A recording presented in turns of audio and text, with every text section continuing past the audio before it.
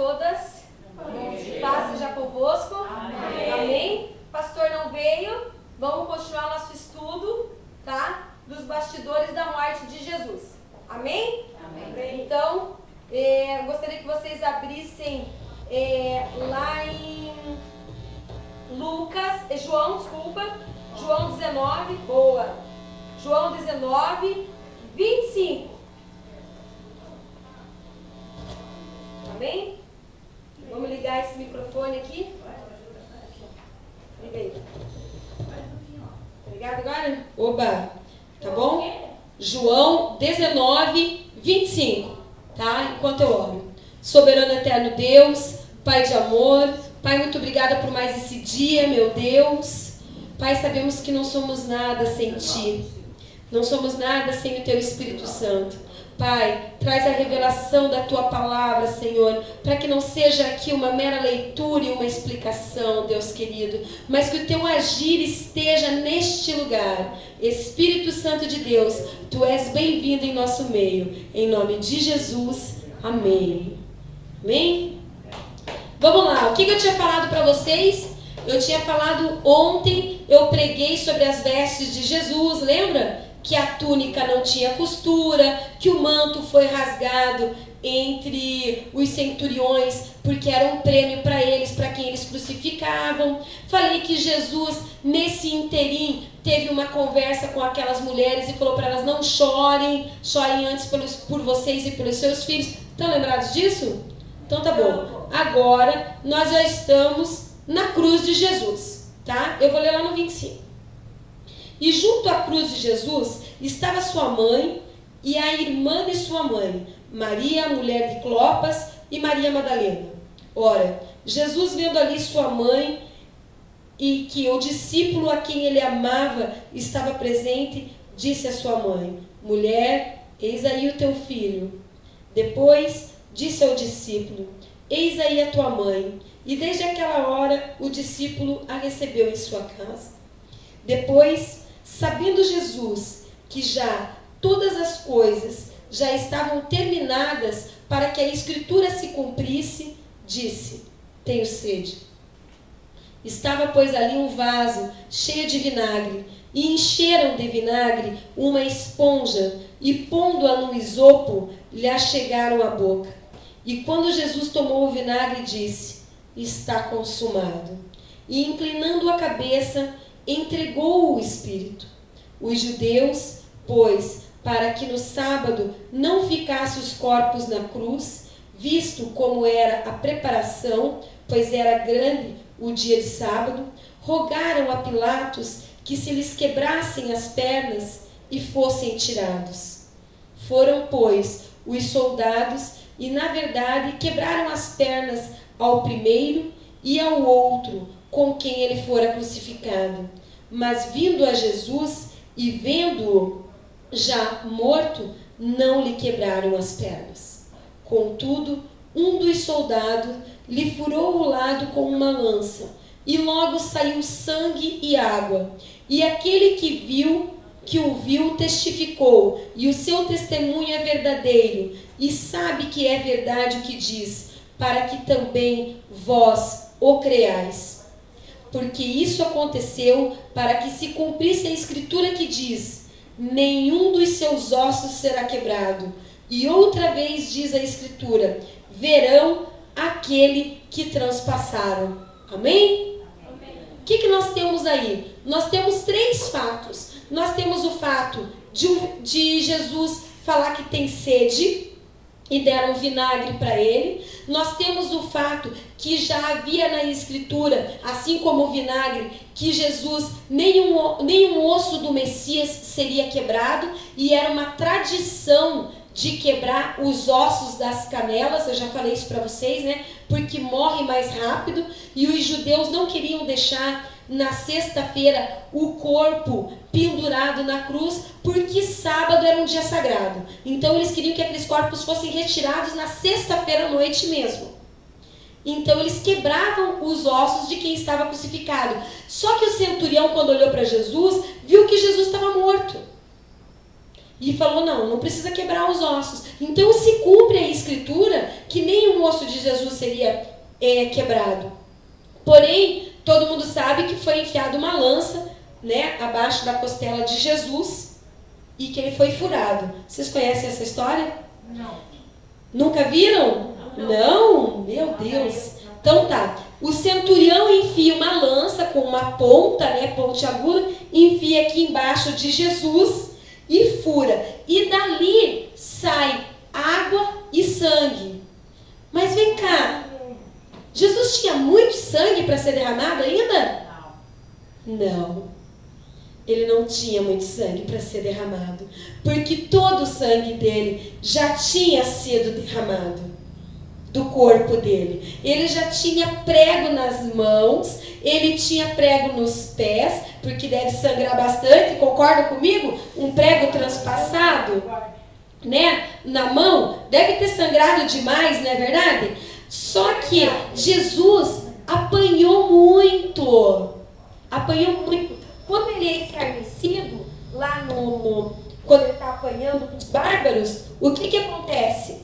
Ele, dentro, naqueles chicotes, tinham bolinhas de ferro, toda cheia de pontinha. Vocês já viram aquelas bolinhas de ferro, tudo cheia de pontinha? Então, quando grudava na pele de Jesus aquelas pontas, quando o chicote era puxado novamente, aquilo se arrancava com carne e tudo. Então Jesus sangrou muito até o Calvário, até a cruz. Quando a palavra diz aqui, e transpassaram o corpo de Jesus e saiu sangue e água, foi ali que eles testificam que aquilo ali não é, que aquele que estava pendurado ali não era um homem comum. O que o centurião fala? Verdadeiramente este era o Filho de Deus. Porque quando ele fura, sai sangue e muita água. Jesus não tinha isso no corpo. Humanamente falando, ele não tinha tudo isso para ser derramado. E ele olha aquilo, ele vê aquela cena e ele se choca. Mas antes disso, Jesus entrega Maria, sua mãe, ao seu discípulo, Tiago, certo? Ele fala, mulher, ele não chama de mãe. Ele fala, mulher, eis aí o teu filho. Filho, eis aí a tua mãe. Por que Jesus não se refere a Maria como mãe naquela hora? Jesus estava morrendo. Não estava? Humanamente? Estava. A palavra de Deus diz que Deus foi o quem deu o sopro da vida e é quem tira, nos resgata, certo? A Ele pertence todas as coisas. Ele é o Criador de todas as coisas e a Ele pertence todas as coisas. O que Jesus tentava dizer para Maria é que não se pode ser mãe de mortos. E na verdade Ele é Pai, Filho e Espírito Santo dela. Que a vida continuava para ela. Por isso Ele fala, mulher, eis aí o teu filho. Como quem diz, cuida dele. Tua obrigação agora é aqui. Certo? Porque Maria foi uma excelente mãe de Jesus. Aliás, Maria, ela foi uma mulher virtuosa. Ela foi escolhida para ser a mãe do Filho de Deus. Né? Respeito com Maria. Não é verdade? Então, ele diz, mulher, eis aí o teu filho. Filho, eis aí a tua mãe. Se cuidem. Se cuidem. Fiquem juntos. Daí o que a palavra diz? A partir daquele momento, ele foi passar a morar com ela. O filho, a mãe foi passar a morar com o filho. Ele foi cuidar da mãe. Provavelmente também aqui na cara que era Jesus que cuidava dela, né? Então, ele fala isso para consolar a sua mãe. Maria sabia que Jesus era o Filho de Deus. Sabia quem estava sendo crucificado ali. Por mais que tivesse um coração de mãe doloroso, sabia que existia todo um propósito maior. Sofreu como qualquer mãe, porque não queria ver o filho escarnecido e pregado numa cruz. Que mãe que é isso? Ninguém, nenhuma. Então, mas ele ainda a consola. Lá da cruz ele vê a dor dela. E ele fala, mulher. Ele fala como Deus já, né? Ele não está falando como filho dela. Ele fala, mulher, eis aí teu filho. Jesus tinha irmãos, vocês sabiam disso? Jesus tinha irmãos. É Tiago que está ali. Fala assim, eis aí o teu filho. Filho, eis aí a tua mãe. Eu estou num outro propósito agora. Vocês estão nesse. Continuem, cuidem-se. Andem nos caminhos. Só que Jesus fala isso e depois ele fala bem assim, ó, eu tenho sede. Pensa você com sede aí. Com bastante sede. Às vezes a gente não está com sede, que todo mundo fala assim, ah, mas tem um suco, tem um refrigerante, tem isso, tem aquilo. Você fala, não, eu estou com sede de água. Hein? Não é isso? Nunca ninguém teve sede de água mesmo? Então imagine que humanamente Jesus tinha perdido todo o líquido do corpo, muito sangue. Quem levou tiro aí já sabe, hein? Que quem leva tiro dá muita sede. Perde muito sangue, desidrata muito, rápido. Ele sentiu sede de água. E o que deram para ele? Vinagre. Agora pensa você, seca ali, com sede, morrendo de sede, e você fala assim, me dá um copo d'água, a pessoa vem e traz um copo de vinagre. Dá para matar sede? Não dá. E não é cruel isso?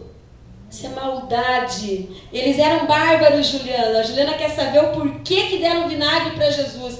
Porque eles eram ruins, porque eles eram bárbaros, porque eles eram cruéis, porque quem estava ali estava escarnecendo o Filho de Deus, porque quem estava ali estava tirando o sarro do Filho de Deus, estava falando, salva-te a ti mesmo, você não é o rei dos judeus, você não é o Filho de Deus, estavam zoando com a cara de Jesus, está com sede, vai morrer mesmo, está aqui, ó. Dava o vinagre, porque quando dava um vinagre com fel, era meio que para amortecer. Mas naquele caso ali, foi cruel. Só que, lá em Salmo, pega lá, Juliana, tá com Bíblia aí? Salmo 69, 21. O que o salmista está falando lá? Salmista, Davi. É Davi, hein? Ó, o título desse salmo é assim, ó, os sofrimentos de Davi prefiguram os do Messias. E no 21 está dizendo assim, ó, deram-me fel por mantimento, como quem diz, para me manter como água, e na minha sede me deram a beber vinagre.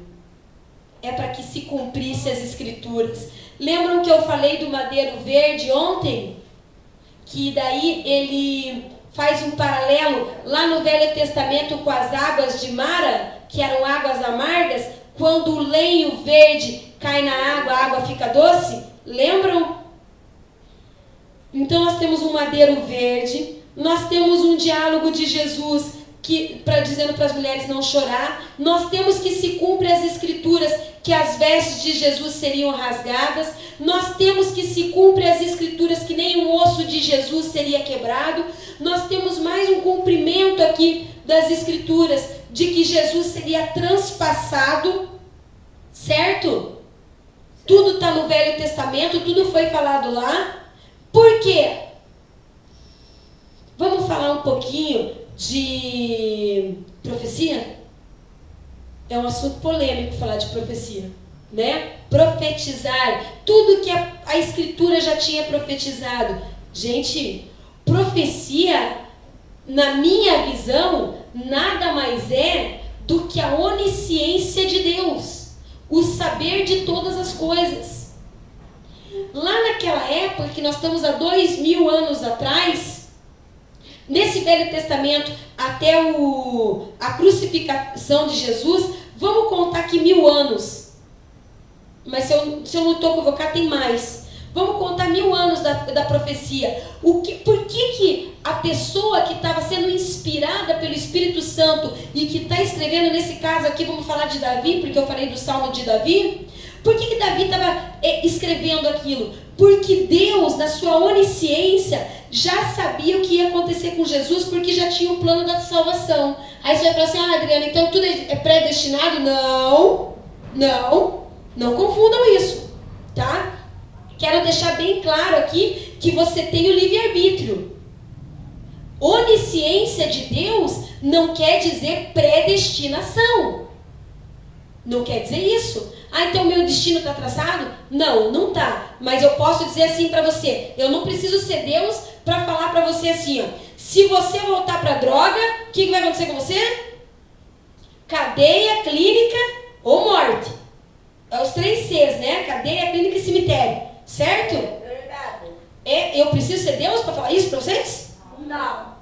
Mas você pode escolher esse caminho, não pode? Mas você pode escolher um caminho, ó, eu vou casar, vou ficar com aquele cara lá. Eu também não preciso de Deus para falar assim, pode ser que você tenha um filho. Né? Preciso ser Deus para falar isso?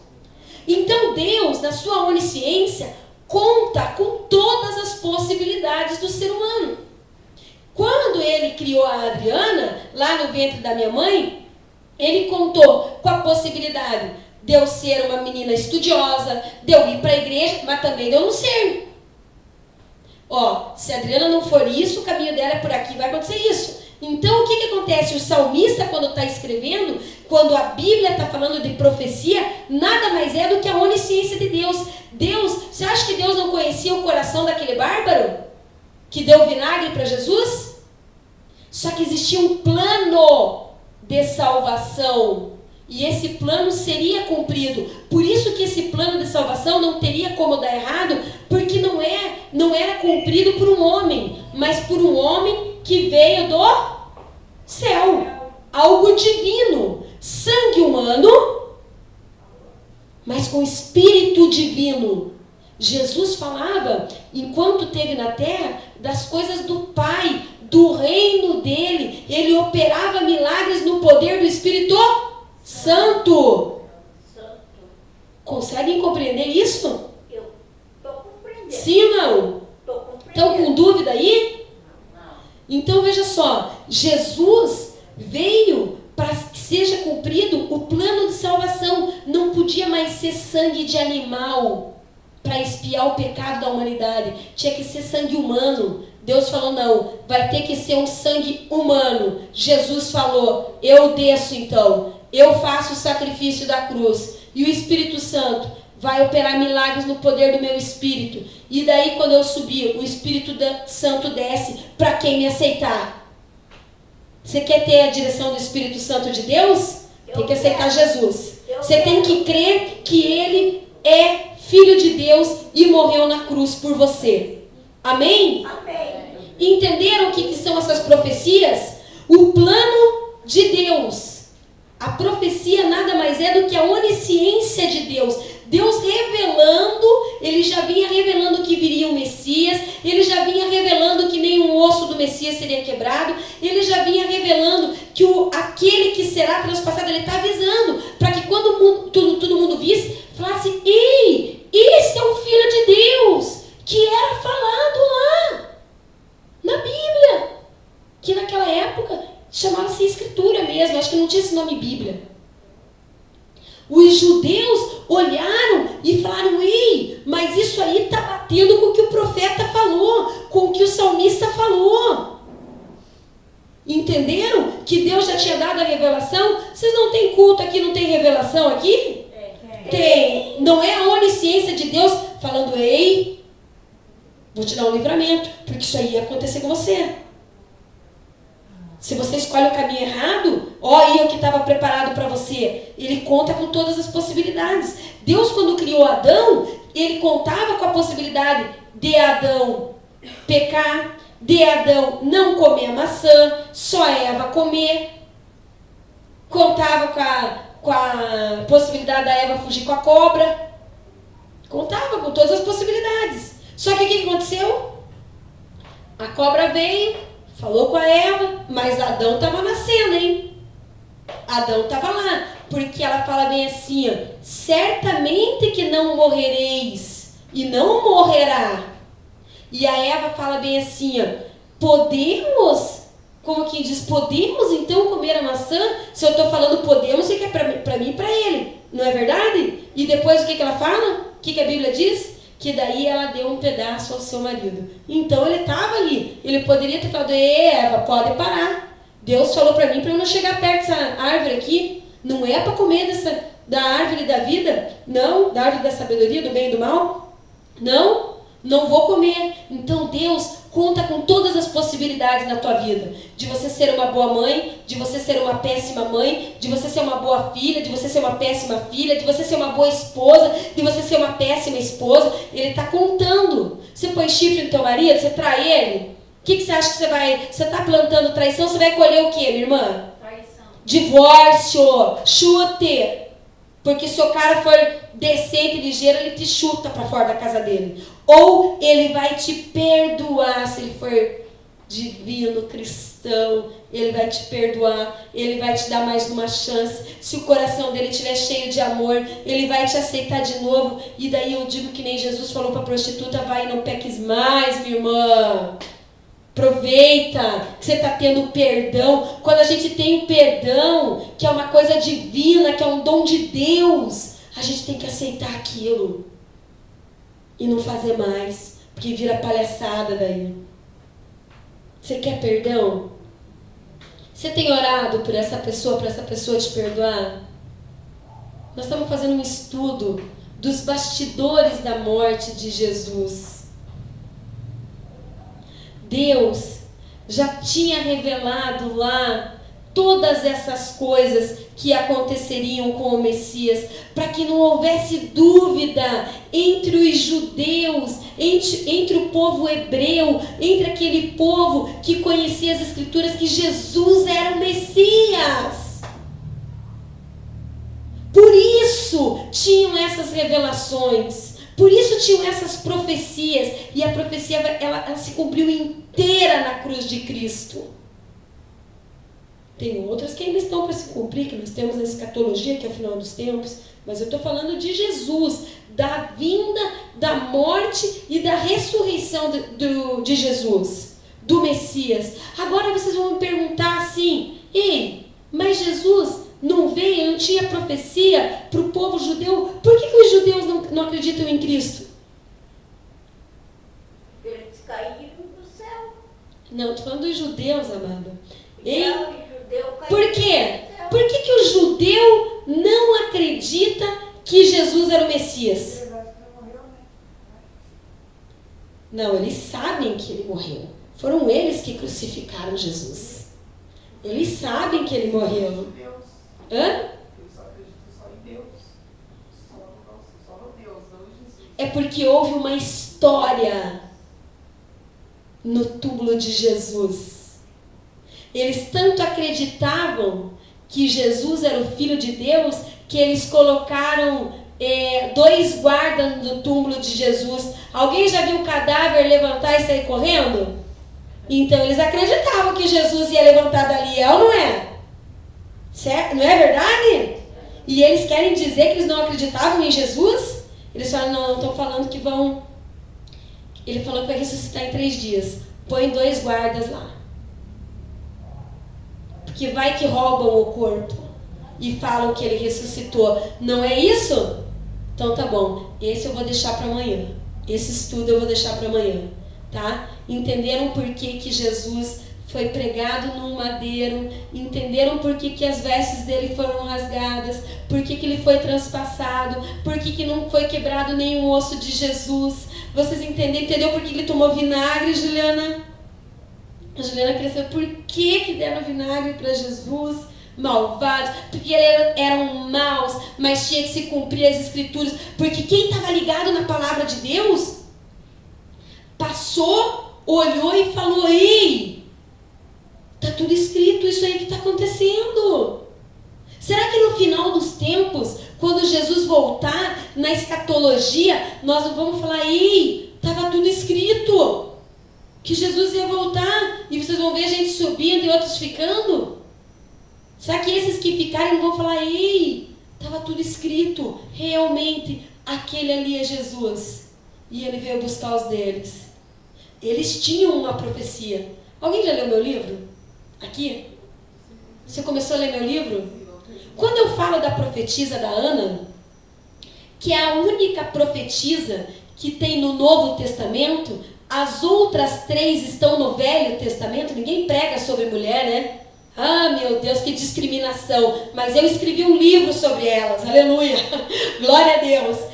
Quando eu estou falando de Ana, eu comento isso que eu estou falando para vocês aqui agora. Aquele povo tinha a profecia. E quando ela se cumpriu, muitos que não acreditavam olharam para aquela cena e falaram assim: meu Deus. Por isso que o centurião fala: verdadeiramente é o Filho de Deus. Só que quando Jesus morre, eu vou falar mais amanhã o que Jesus fala na cruz. Quando Jesus morre, há trevas na terra inteira. A terra inteira escurece. Que homem é esse? Que homem é esse? Só pode ser o Filho de Deus. Vocês sabiam que esse momento da morte de Jesus é estudado por cientistas até hoje? Ainda estudam a morte de Jesus, o que ele falou. O Santo Sudário está no Vaticano, ele é aberto a cada, se eu não me engano, a cada 15 ou 20 anos para estudo. Vocês sabiam disso? É verdade, a ciência estuda ainda a morte de Jesus. Ainda quer descobrir que homem é esse que veio do céu, salva a humanidade e deixa um monte de mistério e continua salvando todos os dias, tirando gente do lamaçal do pecado, aonde a mão humana, aonde homem nenhum pode fazer nada na tua vida. Para quem que você clama? Para Deus. Clama para Deus. Amanhã eu quero falar as frases que Jesus falou na cruz, antes dele morrer. Hoje eu falei uma. Ele disse: tenho sede. E mais uma vez foi dado vinagre para ele, para que se cumprisse as Escrituras. O plano da salvação estava pronto, porque Deus sabia, contava com a possibilidade de Adão pecar. E ele falou assim: eu tenho plano B, eu tenho outra alternativa. Para isso nós temos essa alternativa. E Jesus, você vai ter que chegar lá. Só que para você chegar na cruz, vai levar muitos anos. Eu vou ter que escolher um povo, eu vou ter que colocar esse povo no deserto, eu vou ter que me apresentar para eles, eu vou ter que caminhar com eles, eu vou ter que fazer eles confiar em mim. Não é assim? Para você confiar numa pessoa, você começa a conversar com ela, você vira amigo dela, aí você começa a andar junto com ela, vai na casa dela, ela vai na tua. Não é assim? Aí você está confiando nela, você está conhecendo a família. Não é assim? Deus teve que fazer tudo isso. Por isso que demorou tantos anos. Ele teve que se apresentar para um povo. O povo dele foi escolhido. Ele leva para o deserto para esse povo não se contaminar com outros povos. Ele se apresenta em uma coluna de fogo, depois de uma nuvem, para andar no deserto com eles. Ele manda maná do céu, ele manda água, ele promete uma terra. Esse povo anda em círculo durante 40 anos, porque era um povo murmurador, porque faltava fé. Moisés sobe no monte para pegar os 10 mandamentos, fica 40 dias no monte. Quando eles descem, pensaram que Moisés morreu, já tinham feito um bezerro para eles adorarem, porque toda a humanidade precisa de um Deus. Até o ateu que não acredita em nada tem que acreditar que não existe nada. Essa é a crença dele. Veja que louco isso, né? Aí ele se apresenta, ele dá leis no Novo Testamento, nos 10 mandamentos.